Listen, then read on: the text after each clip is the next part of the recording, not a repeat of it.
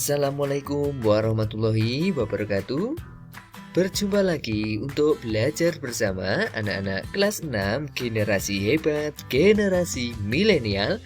Kita belajar tema 7 kepemimpinan, subtema 3 ayo memimpin, pembelajaran yang ketiga.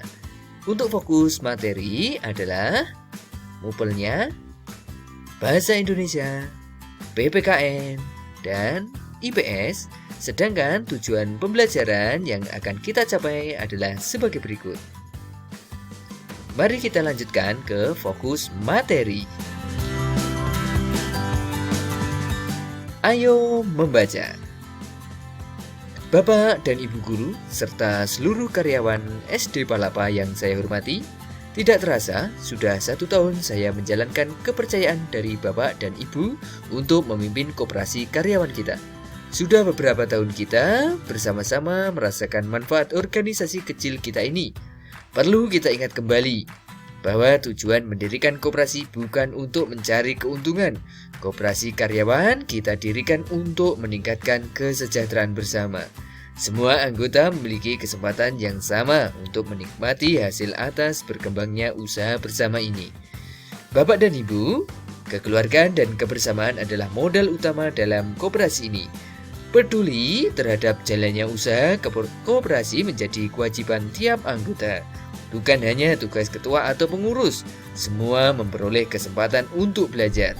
Secara mandiri kita menetapkan jenis usaha koperasi dan menjalankannya. Pengurus yang melaksanakan, anggota yang mengawasi dan memberi masukan. Keuntungan pribadi tidak diutamakan. Justru melalui koperasi kita mengasah kepedulian terhadap kebutuhan anggota lain. Sudah 5 tahun berjalan, semua keputusan kita tetapkan bersama secara musyawarah. Begitupun dengan keuntungan koperasi di tahun ini. Apakah keuntungan tersebut akan dibagikan kepada anggota atau akan dimasukkan kembali sebagai penambah modal? Akan kita diskusikan dalam rapat besar hari ini. Bapak dan Ibu, rapat besar koperasi tidak hanya untuk anggota, namun terbuka untuk semua. Justru saya ingin semua keluarga besar SD Palapa menyaksikan proses musyawarah ini. Saya ingin semua menyaksikan bahwa banyak hal yang dapat dipelajari melalui koperasi karyawan. Saya ingin semua merasakan bahwa kesejahteraan bersama dapat diwujudkan melalui kepedulian, kekeluargaan, serta kebersamaan. Bapak dan Ibu, saya tentu berharap anggota koperasi terus bertambah. Semoga saja suatu saat nanti keluarga besar SD Palapa lengkap ada di dalamnya. Tak perlu risau memperhitungkan keuntungan pribadi, tetapi ayo kita berusaha mewujudkan kesejahteraan bersama melalui koperasi. Dari teks pidato tersebut tentukanlah bagian pembuka, inti, dan penutup. Berilah tanda di bagian tersebut. Nah, untuk pendahuluan yaitu Bapak dan Ibu guru serta seluruh karyawan SD itu adalah bagian pendahuluannya. Kemudian untuk inti itu adalah bagian intinya. Kemudian untuk bagian penutupnya. Kita lanjutkan. Ayo berdiskusi. Diskusikan jawaban pertanyaan-pertanyaan berikut dengan teman sekelompokmu. 1. Dari teks pidato di atas apa yang kamu ketahui tentang koperasi. Mari kita berusaha menjawab bersama-sama. Apa yang kalian ketahui tentang koperasi setelah membaca teks pidato di atas? Saya akan memberikan alternatif jawaban, kemudian kalian bisa mencarinya sendiri berdasarkan teks pidato yang telah kalian baca. Yang pertama, koperasi adalah badan usaha yang beranggotakan orang-orang atau badan hukum. Koperasi dengan melandaskan kegiatannya berdasarkan prinsip koperasi sekaligus gerakan ekonomi rakyat yang berdasarkan asas kekeluargaan. Yang kedua, koperasi bertujuan meningkatkan kesejahteraan bersama. Kemudian, semoga semua anggota koperasi memiliki hak yang sama. Koperasi mengedepankan kekeluargaan dan kebersamaan. Kalian bisa mencari jawaban yang lain ya berdasarkan teks pidato yang kalian baca. Kemudian yang nomor 2, nilai-nilai Pancasila apa sajakah yang diterapkan oleh para anggota koperasi? Di sini saya akan memberikan alternatif jawaban sebelum kalian mencari jawaban yang lainnya. Anggota koperasi menerapkan nilai-nilai yang terkandung dalam nilai sila ketiga dan keempat Pancasila, yaitu mengedepankan musyawarah dan gotong royong serta kepentingan bersama. Kalian bisa mencari jawaban sendiri berdasarkan teks yang telah kalian baca ya. Kita lanjutkan. Ayo mengamati. Amatilah gambar berikut ini. Ya. Kedua gambar itu merupakan bagian dari kampus perguruan tinggi ternama. Gambar kiri merupakan kampus Nanyang Technology University atau NTU di Singapura. Gambar kanan merupakan kampus Universitas Indonesia atau UI, yaitu di Depok. Banyak mahasiswa NTU berasal dari Indonesia. Sebaliknya, banyak pula mahasiswa yang belajar di UI berasal dari luar negeri. Ayo mencoba, carilah informasi bentuk-bentuk kerjasama dalam bidang pendidikan di ASEAN. Carilah informasi dari buku-buku referensi di perpustakaan sekolahmu.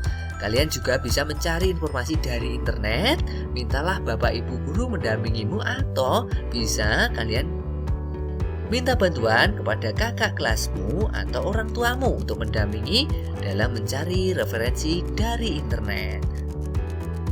Sebelumnya, saya akan memberikan yaitu informasi tentang posisi dan peran Indonesia dalam kerjasama di bidang pendidikan dalam lingkup ASEAN.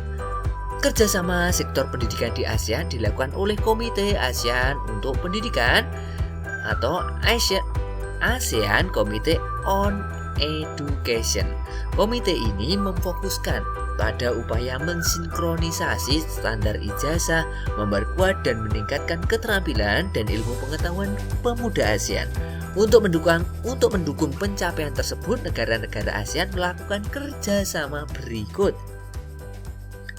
yaitu mendorong hubungan kerjasama di bidang pendidikan dan pelatihan di berbagai tingkat pendidikan, mendorong organisasi dan sekolah di tiap-tiap negara mencari mitra kerjasama di kawasan Asia Tenggara, mengikuti pertukaran pelajar dan mahasiswa untuk meningkatkan kualitas sumber daya manusia, mengadakan lokakarya atau mengundang dosen untuk memberikan kuliah di universitas negara lain, dan menjalin kerjasama di bidang akademis dengan negara-negara di kawasan Asia Tenggara.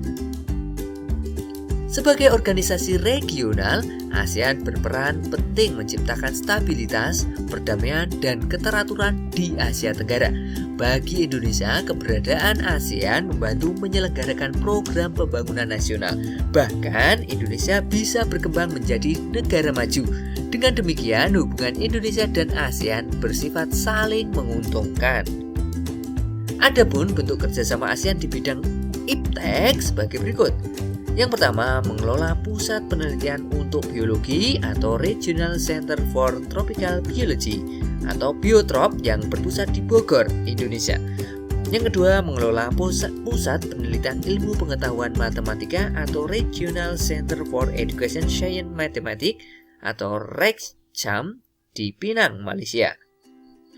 Yang ketiga, mengelola pusat pendidikan bahasa Inggris atau Regional English Language Center atau RALC di Singapura. Yang keempat, mengelola lembaga penelitian dan pengkajian pertanian atau Regional Center of Graduate Study and Research in Agriculture atau SYARCA di Los Banos, Filipina. Selanjutnya, saat memimpin, terkadang kita banyak menemui perbedaan pendapat. Namun, perbedaan tersebut dapat diselesaikan melalui musyawarah. Bukankah musyawarah adalah bagian dari nilai-nilai kepemimpinan? Pemimpin yang bijak adalah pemimpin yang tidak merasa dirinya paling hebat. Ayo renungkan. Setelah belajar hari ini, renungkanlah. Apa yang kamu pelajari hari ini? Kegiatan apa yang membuatmu membutuhkan latihan? Kalian bisa merenungkan dan menjawabnya. Jawablah di buku teks kalian atau buku tulis kalian. Ya, kita lanjutkan. Kerjasama dengan orang tua. Bersama orang tuamu, cari berita atau gambar yang menunjukkan peran Indonesia dalam bidang pendidikan di ASEAN. Kalian bisa mencarinya dalam internet. Mintalah panduan orang tuamu atau didampingi bersama orang tuamu atau kakakmu. Ya, tetap semangat belajar. Terima kasih. Wassalamualaikum warahmatullahi wabarakatuh.